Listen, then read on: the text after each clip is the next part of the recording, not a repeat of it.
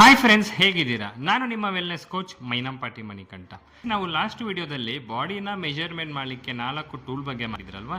ಇವತ್ತು one of the tool BMI ಬಗ್ಗೆ ನಿಮಗೆ ನಾನು ಇನ್ಫಾರ್ಮೇಷನ್ನ ಶೇರ್ ಮಾಡ್ತೀನಿ. Body mass index. ಒಂದು ಎಕ್ಸಾಂಪಲ್ನ ತಗೊಳ್ಳೋಣ.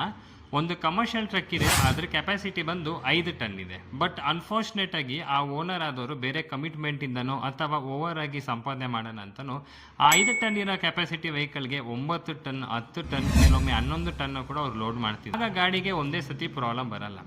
ಬಟ್ ಏನಾಗುತ್ತೆ, ಸ್ಲೋ ಆಗಿ ಮೈಲೇಜ್ ಕಮ್ಮಿ ಆಗುತ್ತೆ, ಇಂಜಿನ್ ಮೇಲೆ ಲೋಡ್ ಬೀರುತ್ತೆ, ಟೈರ್ ಪ್ರಾಬ್ಲಮ್ ಬರ್ತಾ ಇರುತ್ತೆ, ಕ್ಲಚ್ ಪ್ಲೇಟ್ ಹೋಗುತ್ತೆ, ಒಂದಲ್ಲ ಒಂದು ದಿನ ಗಾಡಿ ಬ್ರೇಕ್ ಆಗುತ್ತೆ.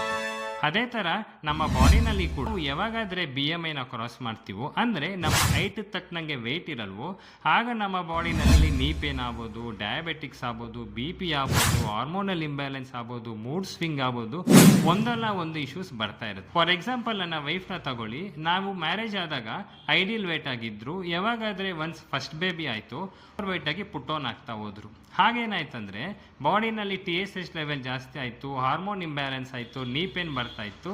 ಮತ್ತೆ ಯಾವಾಗಾದ್ರೆ ನಾವು ಅರ್ಥ ಮಾಡ್ಕೊಂಡು ಐಡಿಯಲ್ ವೇಟ್ ಬಂದರೂ ಈಗ ಹೆಲ್ತಿಯಾಗಿ ಹ್ಯಾಪಿಯಾಗಿ ಸೆಕೆಂಡ್ ಬೇಬಿ ಕೂಡ ಆಯಿತು.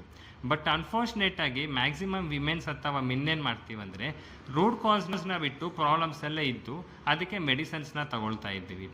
ನಿಮ್ಮ ಕೇಸ್ ನಿಮ್ಮ BMIನ ಬಗ್ಗೆ ನೋಡ್ಬೇಕಂತ ಅಂದ್ಕೊಂಡಿದ್ರೆ BMI ಅಂತ ಟೈಪ್ ಮಾಡಿ ಕಮೆಂಟ್ ಸೆಕ್ಷನಲ್ಲಿ ಅಥವಾ ನಮ್ಮ ನಂಬರ್ಗೆ ಮೆಸೇಜ್ ಮಾಡಿ. Have a nice day. Bye. See you seen in next video. Take care.